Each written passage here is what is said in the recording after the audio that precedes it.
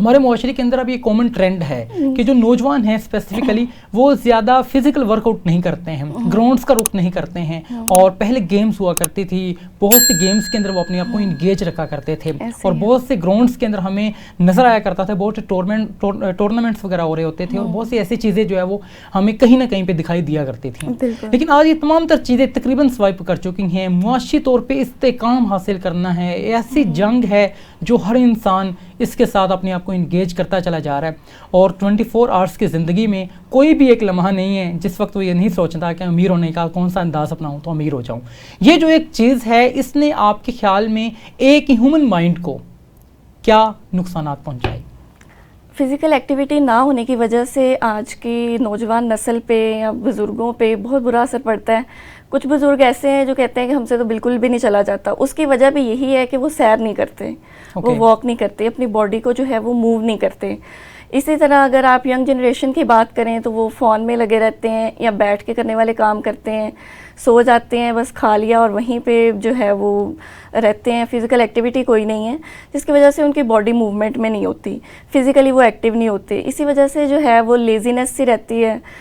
बड़ी अहम आपने बात की कि हमारे यहाँ पे वर्कआउट ना होने की वजह से जो फिजिकल एक गेम्स हुआ करती थी मुआशरे के अंदर वो तमाम तरह चीज़ें सर्वाइव कर चुकी हैं और बहुत से अनहेल्दी डाइट प्लान को हमने अपना लिया। आज अंदाज़ ये है कि हम ऑनलाइन ऑर्डर करते हैं, रात ये नहीं देखते रात में वक्त क्या हो रहा है, उस वक्त हम ऑर्डर करते हैं, फिर उसके वेट में हम बैठ जाते हैं। इससे आपकी नींद भी डिस्टर्ब हो रही होती है और डाइट प्लान के हवाले से बहुत से जो इश्यूज़ हैं वो हो रहे होते हैं। तो आमना मैं ये जानना चाहूँगा अनहेल्दी डाइट प्लान जो अंदाज़ आज के नौजवान ने अपना लिया, क्या समझते हैं क्या नुकसानात हैं इसके? अनहेल्दी डाइट के बहुत से नुकसानात हैं, वो आपकी बॉडी को बहुत बुरे तरीके से डैमेज कर देती है।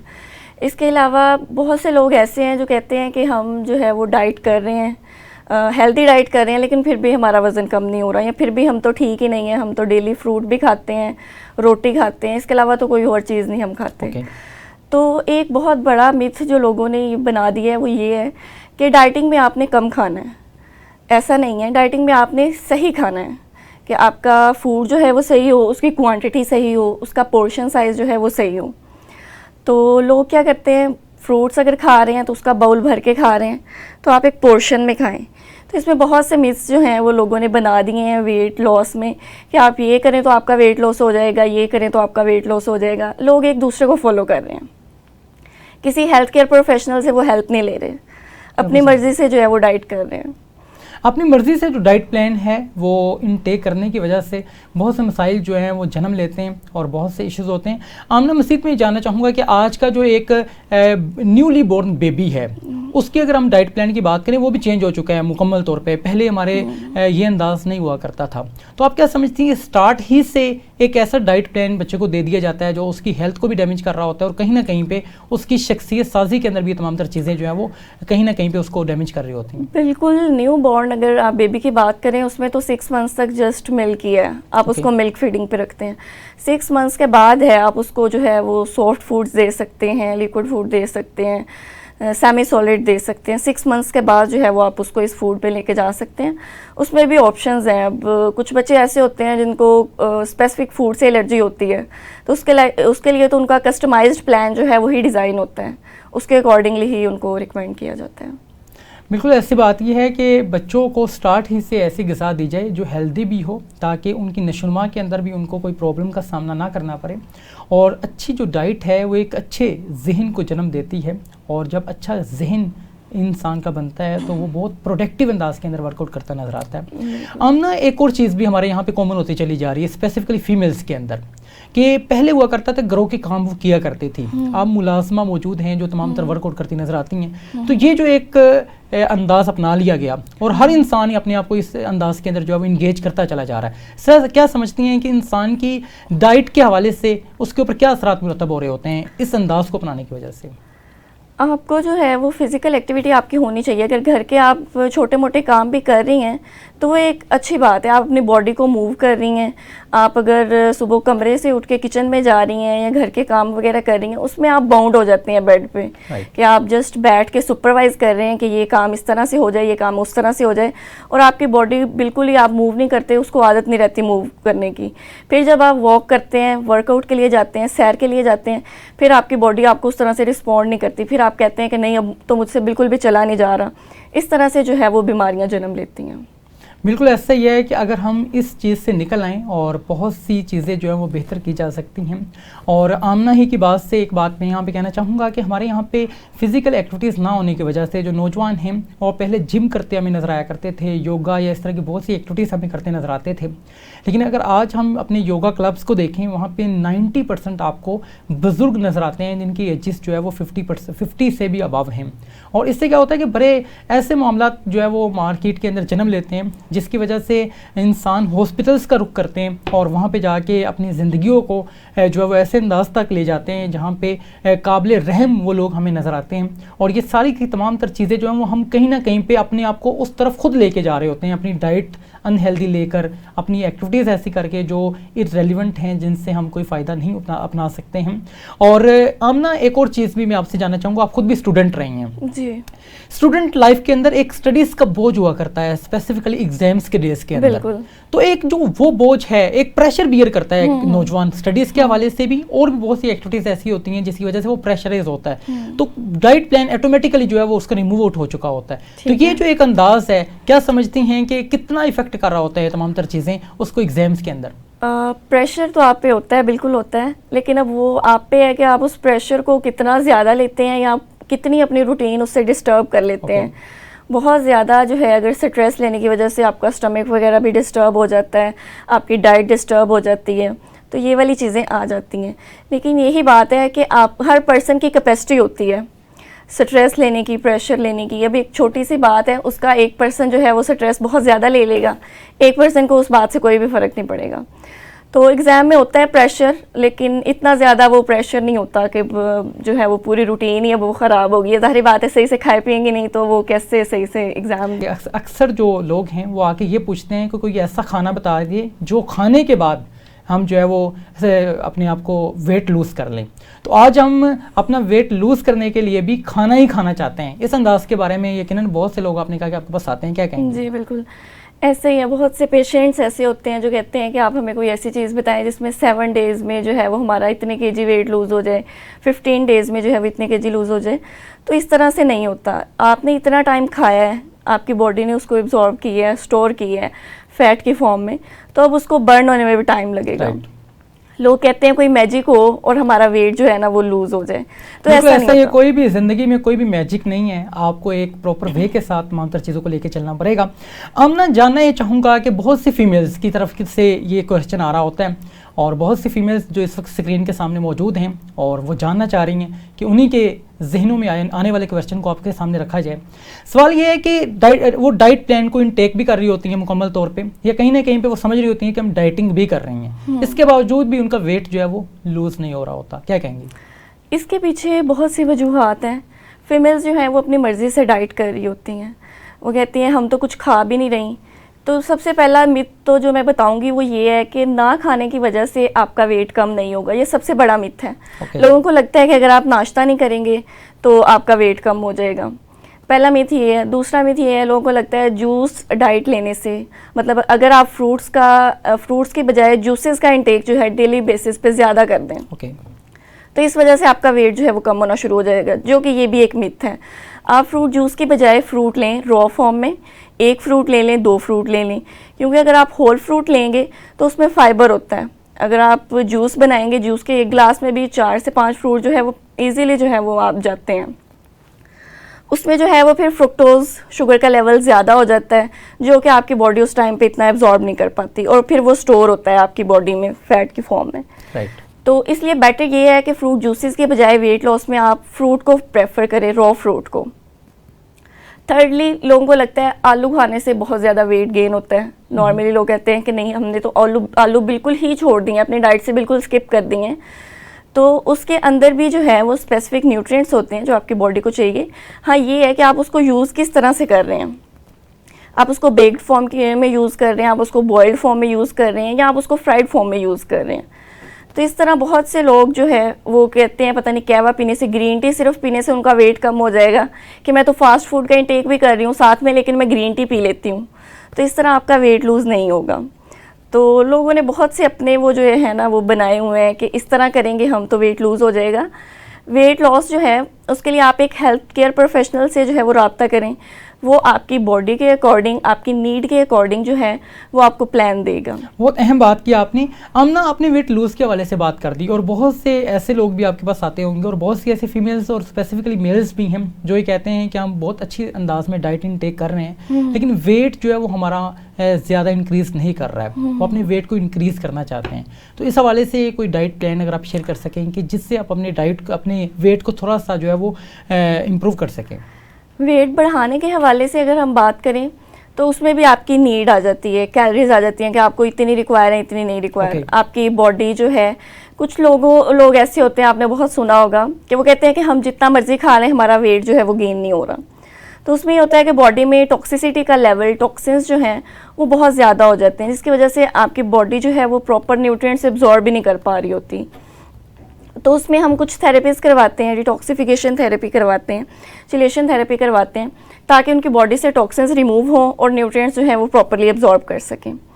तो वेट गेन के हवाले से अगर आप बात करें कौन सी फूड्स जो हैं वो ज़रूरी हैं, तो वेट गेन में आप शेक्स वगैरह ले सकते हैं, 1 से 2 फ्रूट का।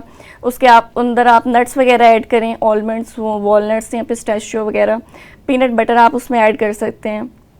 इसके अलावा आप प्रोटीन का इंटेक जो है वो अच्छा रखें अपना। और कोई भी आपने वेट लूज़ करना है, गेन करना है, या आपको कोई इशू है भी नहीं, साथ में फ़िज़िकल एक्टिविटी लाजमी रखें, क्योंकि फ़िज़िकल एक्टिविटी जो है वो आपकी ज़िंदगी का बहुत एक अहम हिस्सा है। लोगों को लगता है कि अगर हमने वेट लूज़ करना है तभी हम वॉक वगैरह करेंगे, तभी हम फ़िज़िकल एक्टिविटी की तरफ जाएंगे, लेकिन ऐसा बिल्कुल भी नहीं है। आपको फ़िज़िकल एक्टिविटी जो है वो फ़िट रहने के लिए भी जो है वो करनी बहुत ज़रूरी है। बहुत अहम बात है, और यकीनन इन तमाम तर चीज़ों को अगर हम अपना लें तो हमारे बहुत से डाइट के हवाले से जो इश्यूज़ हैं वो रिजॉल्व हो सकते हैं। और ये भी एक चीज़ देखी गई है आमना, हम देखते हैं कि बहुत से लोग जो हैं वो ये जानना चाहते हैं कि वो जब डाइट इनटेक करते हैं उनको वो लगती नहीं है, तो इसकी क्या वजूहत हो सकती हैं? क्या बॉडी ही इस अंदाज में डिज़ाइन हो चुकी हुई है या उसको इम्प्रूव किया जा सकता है? बिल्कुल, मैंने अभी आपको बताया कि जो लोग कहते हैं कि हम खाते बहुत ज़्यादा हैं लेकिन हमारा वेट गेन नहीं हो रहा, तो उनकी बॉडी में जो है वो टॉक्सिन्स का लेवल बहुत ज़्यादा हो जाता है, जिसकी वजह से उनको प्रॉपर न्यूट्रिएंट्स वो एब्जॉर्ब नहीं कर पा रहे होते। या फिर दूसरी वजह ये हो सकती है कि वो उतनी कैलोरीज नहीं ले रहे जितनी उनकी नीड है। ठीक है, वो फूड पोर्शन बस उतना ही ले रहे हैं जिससे उनका पेट भर गया और वो इनफ नहीं है उनकी बॉडी के लिए।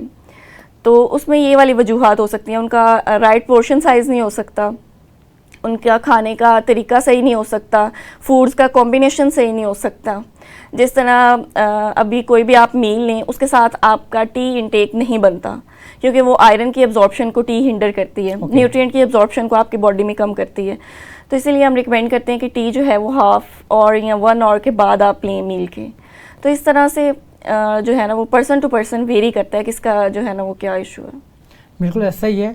आमना, आप ही से फ़ायदा उठाते हुए एक और बात जो मेरे जहन में आती है वो पूछना चाहूँगा। मैं जानना ये चाहूँगा आपसे कि जैसे आप हैं, आपको भी कोई बहुत एक पसंदीदा आपकी डिश होगी जो आप बहुत अच्छे अंदाज के अंदर खाती होंगी। इसी अंदाज के अंदर जो ऑडियंस इस वक्त मौजूद हैं, कोई ना कोई ऐसी चीज़ मौजूद होती है हमारे माइंड में कि हम उसका नाम हमारे माइंड में आता है तो फौरी तौर पे हम उसकी तरफ चले जाते हैं। बिल्कुल, और जितनी बार भी आएगा हम उतनी बार ही उसकी तरफ चले जाते हैं और बार बार हम उस चीज़ को इनटेक कर रहे होते हैं। तो ये जो एक अंदाज हम अपना लेते हैं, आदत सी बन जाती है वो चीज़ खा के, हम अपने आप को सेटिस्फाइड फील कर रहे होते हैं। जैसे आपने बात की चाय के हवाले से, या इस तरीके से बहुत से लोगों की डिफरेंट चीज़ें हो सकती हैं। तो ये जो एक हम अंदाज अपना लेते हैं, क्या इंसान की डाइट के ऊपर इसका कोई इम्पैक्ट पड़ता है? बिल्कुल पड़ता है। अगर आप एक चीज़ जितनी आपको नीड है या जो आपको सर्विंग साइज़, पोर्शन साइज़ के अकॉर्डिंगली लेनी चाहिए, अगर आप उसका बहुत ज़्यादा इंटेक कर रहे हैं तो ऑब्वियसली उसका इफेक्ट पड़ेगा। अब जैसे कि एग्जांपल ले लेते हैं, बहुत से लोगों को जो है वो चाय की क्रेविंग्स होती हैं, चाय में वो 4 से 5 कप ना पिए तो उनको वो नहीं लग रहा होता कि वो एक्टिव फील कर रहे हैं। तो इतनी ज़्यादा चाय जो है वो एक हेल्दी ऑप्शन नहीं है। तो हम इसमें भी उनका जो है पहले इंटेक कम करवाते हैं। मतलब अगर 4 कप पर्सन ले रहे हैं तो 3 पे लेके जाएंगे, फिर 2 पे लेके जाएंगे। इस तरह से जो है आप क्वांटिटी उसकी कम कर लो टाइम के साथ साथ, और फिर आप खुद ही वो चीज़ें मैनेज करने लग जाते हो, फिर आपको खुद ही उस चीज़ की क्रेविंग नहीं होती। एक और बात मैं बताना चाहूँगी। जी बिल्कुल, कि अगर आप एक हेल्दी प्लान फॉलो कर रहे हो, एक हेल्दी रूटीन फॉलो कर रहे हो, स्टार्टिंग में कुछ डेज़ आपको जो है वो फील होगा कि अच्छा मैंने ये चीज़ करनी है, मैंने ये चीज़ खानी है। लेकिन जब आप एक रिदम में, एक रूटीन में, एक साइकिल में चलने लग जाते हो, फिर आपका खुद भी अनहेल्दी खाने का दिल नहीं करता।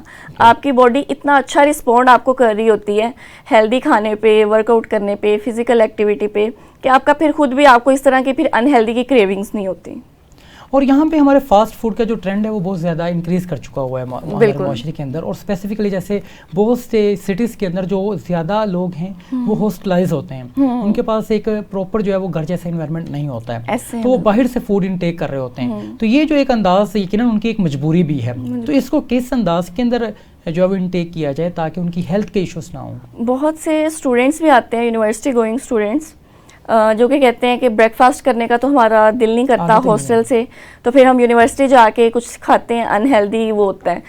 तो आपकी बॉडी जो है वो इतनी देर तक वो भूखी रही है, मतलब पूरी रात आप गुजारने के बाद इतने घंटे बाद आप अपना फर्स्ट मील ले रहे हैं, तो एटलीस्ट आपका वो मील जो है वो हेल्दी होना चाहिए। तो अगर आप वही अनहेल्दी लेंगे तो आपकी बॉडी पे बहुत बुरा असर पड़ेगा। आपका नाश्ता जो है वो हेल्दी होना चाहिए, न्यूट्रिशियस होना चाहिए। तो उसके लिए उनको खुद भी थोड़ी सी स्ट्रगल करनी चाहिए कि वो खुद से थोड़ी बहुत कुकिंग कर लें या कोई चीज़ कैरी कर लें साथ में।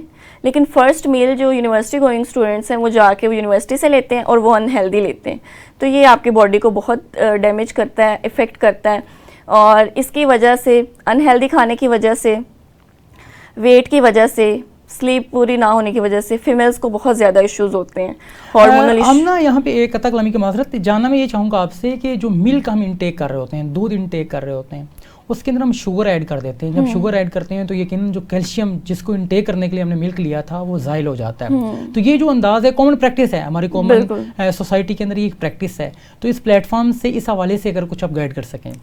मिल्क में देखिए ऑलरेडी शुगर होती है लैक्टोज की फॉर्म में, उसमें अगर आप एक कप में 2 चम्मच चीनी डाल रहे हैं तो वो आप उसको वेस्ट ही कर रहे हैं। ओके।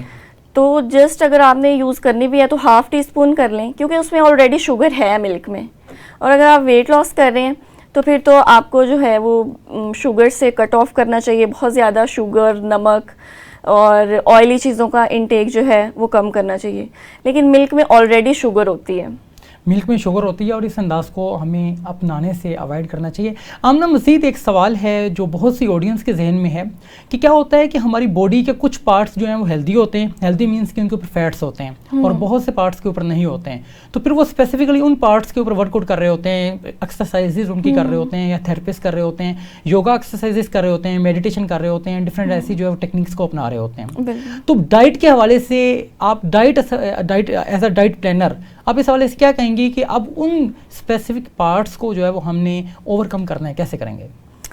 अब किसी आपके स्पेसिफिक पार्ट का जो है ना वो प्लान डिज़ाइन नहीं होता।